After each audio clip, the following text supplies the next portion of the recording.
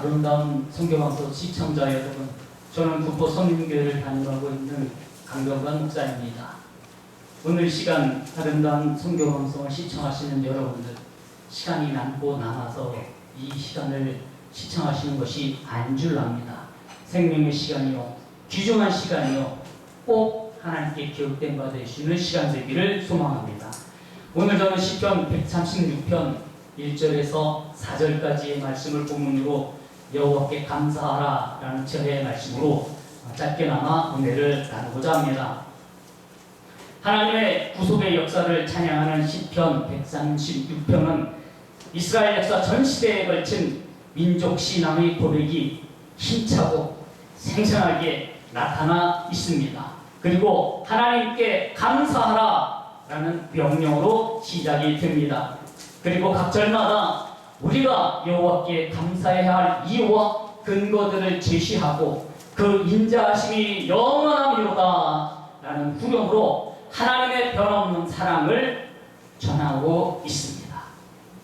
그 내용에 따라 우리가 무엇을 감사해야 하는지 본문 말씀을 5단락으로 구분하여서 상고해 보겠습니다. 첫째 단락입니다. 1절에서 9절까지에서는 우주 만물을 지으시고 섭리하시는 하나님을 노래하고 있습니다. 하늘을 지으시고 땅을 물 위에 펴시며 해와 달과 별들과 우주 만물을 만드신 하나님의 창조 능력을 통해서 나타났다고 말씀합니다. 또한 5절 이하에는 창세기 1장에 기록된 대로 온 우주를 창조하신 하나님의 기사를 구체적으로 예를 들어가며 제시하고 감사와 찬양을 드리고 있습니다. 다시 말하면 자연을 향한 하나님의 말씀이 이토록 변함없이 성취되고 있는데 하물며 그 백성을 향한 하나님의 사랑은, 하나님의 약속은 더욱 견고하다는 말씀인 것입니다. 그러면 우주 만물을 지으시고 친히 섭리하시는 하나님의 역사가 이스라엘 백성들에게는 어떻게 나타났을까요? 여호수아 10장 12절 이하에 보면 여호수아가 아모리 족속과 전쟁을 합니다. 그때 기도하죠. 태양을 머물기를, 태양이 머물고 달이 그치기를 이스라엘 백성이 그 대적에게 원수를 갚기까지 했다고 기록하고 있습니다. 또 열왕기하 20장을 보면 유다왕 히스기야가 하나님께 간절히 기도합니다. 그가 하나님 말씀대로 순종하며 하나님을 기쁘시게 한 일이 있었기에 그가 병들어 죽게 되었을 때에 눈물로 기도하였더니 하나님이 그 기도를 응답해 주십니다. 15년, 장장 15년이나 그 생명을 연장시켜 주셨고 해의 그림자를 10도 뒤로 물러가는 증거까지 주시면서 하나님께서는 약속의 그 구현됨을 보여주셨습니다. 하나님께서는 우리에게 항상 관심을 갖고 계십니다. 적은 일이나 큰 일이나 일일이 간섭하시는 것은 우리가 하나님의 사랑을 입은 자가 되었기 때문입니다. 두 번째 단락 10절에서 16절까지에서는 이스라엘 백성을 애굽에서 해방시키신 하나님을 노래하고 있습니다. 애굽에서 도망치듯 나온 이스라엘 백성들이 홍해 앞에서 길이 막혀서 어쩔 줄 몰라 하고 있습니다. 그런데 그 홍해를 육지처럼 건너게 하셨다고 성경은 말씀합니다. 그곳에 애굽 군대를 물속에 수장시키셔서 하나님의 역사를, 그 하나님의 간섭하심을 감사하라고 노래하고 있습니다. 여러분, 애굽에서 또한 광야에서 당한 이스라엘 백성들의 이러한 일들이 과연 우리와는 어떤 연관이 있을까요? 이러한 상황이 우리 자신과는 동떨어진 그 당시 이스라엘 백성들에게만 국한된 것일까요? 이것은 수천 년 전 출애굽한 이스라엘 백성들만의 감사 제목이 아니라 우리에게도 영원한 감사 제목임을 기억하시기 바랍니다. 왜냐하면 수천 년 전에 이스라엘과 함께 하셨던 하나님은 지금 이 순간도 저와 여러분과 함께 하시기 때문입니다. 우리는 생활 가운데서 앞에는 홍해가 있고 뒤에는 추격해오는 애국 군대, 곧 시험할란과 마귀 사단이 호시탐탐 노리는 집회양난의 상황에 수없이 맞닥뜨릴 수가 있습니다. 그러나 전능하신 하나님께 감사하며 그분을 아버지로 고백한 우리는 그분을 믿고 맡긴다면 홍해를 가르시사 육지처럼 건너가셨던 하나님께서 넘실거리는 바다 물결을 그 물결보다 더 사나운 시험 환란이라도 원수마귀 사단의 손에서 물리쳐 주시고 건져 주십니다. 수많은 문제들마다 하나님이 개입해 주셔서 깨끗하게 해결해 주시는 역사를 오늘날 이 시간도 우리는 체험할 수 있기 때문입니다. 약속의 자녀들이기 때문이지요. 그러므로 우리는 우리 앞에 설령 홍해 같은 시험 환란이 들지라도 우리가 도저히 넘을 수 없는 큰 장벽이 있을지라도 우리로 하여금 건너게 하시고 무너뜨리게 하실 그 하나님을 믿는 믿음으로 하나님 앞에 감사해야 할 것입니다. 세 번째 단락 17절에서 20절에서는 우리를 대신하여 싸우시는 하나님을 노래하고 있습니다.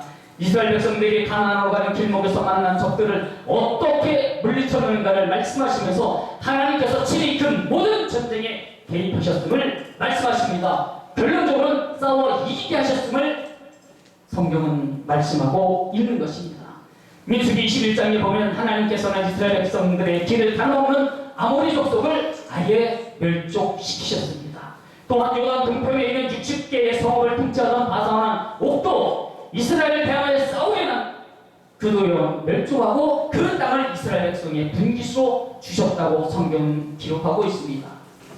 만약에 바사왕 옥의 그 전쟁에서 이스라엘이 패했더라면 이스라엘은 그 모든 재산을 약탈당하고 오히려 이스라엘이 역사 속에서 없어질 멸족될 위기와 같은 아주 절체절명의 위기였습니다. 그러나 그들은 하나님께 기도했고 하나님은 역사해 주셔서 그 모든 화를 복으로 바꿔주셨던 것을 봅니다. 넷째 단락 21절에서 23절에서는 기업을 얻게 하시는 하나님을 노래하고 있습니다. 400여 년간 노예 생활과 나그네처럼 방황하던 광야 생활은 이스라엘 백성에게 있어서는 다시는 기억하고 싶지 않은 아픈 기억입니다. 우리에게 있어서 일제 36년이 그러하듯 이스라엘 백성들에게는 그 고통의 시간이요 수치의 시간이기 때문입니다.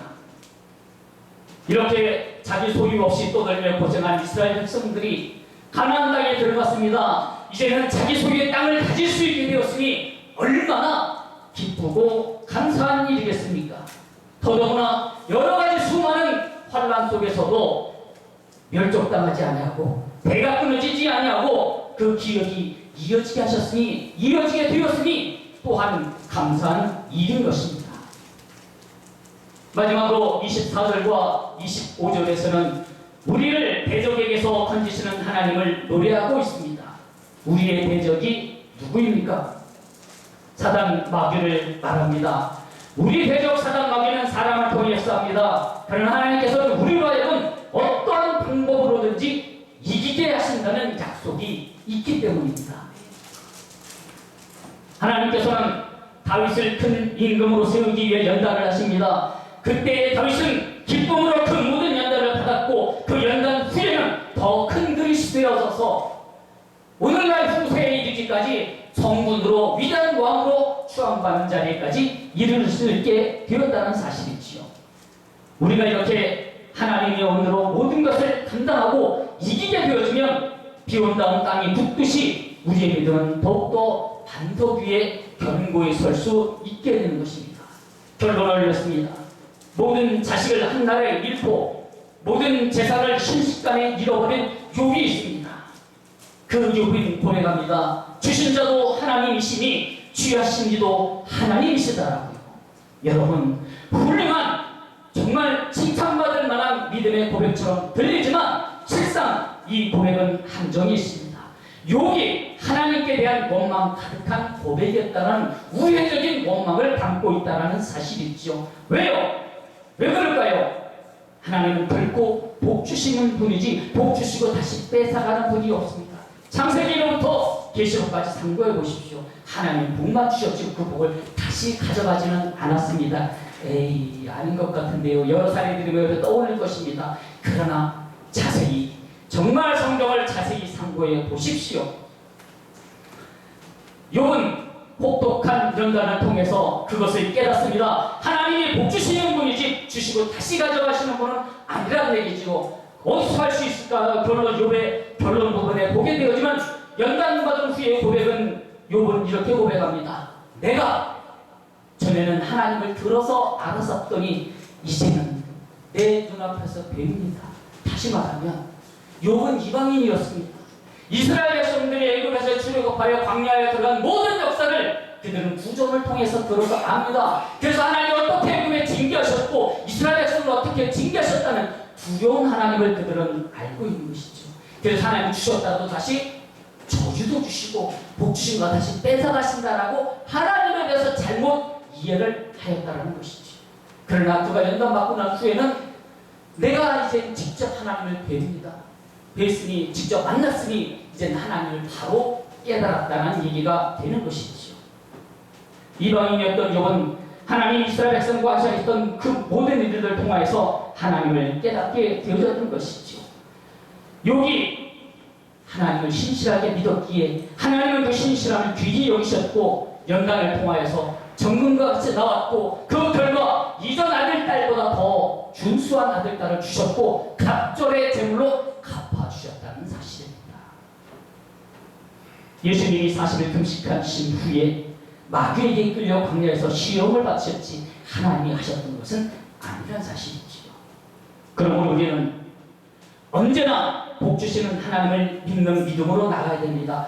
내게 화를 가져온 것은 나의 잘못이 아니라 내 속에 있는 죄성을 하나님이 미워하시고 싫어하시는 것들을 버리기 위한 연단의 과정이지 그것이 하나님께서 나에게 복 주시고 다시 가져가는 과정은 아니란 사실이죠. 그러므로 언제나 감사해야 됩니다. 항상 감사해야 됩니다. 모든 일에 감사해야 됩니다. 그것이 하나님의 뜻이기 때문입니다. 할렐루야.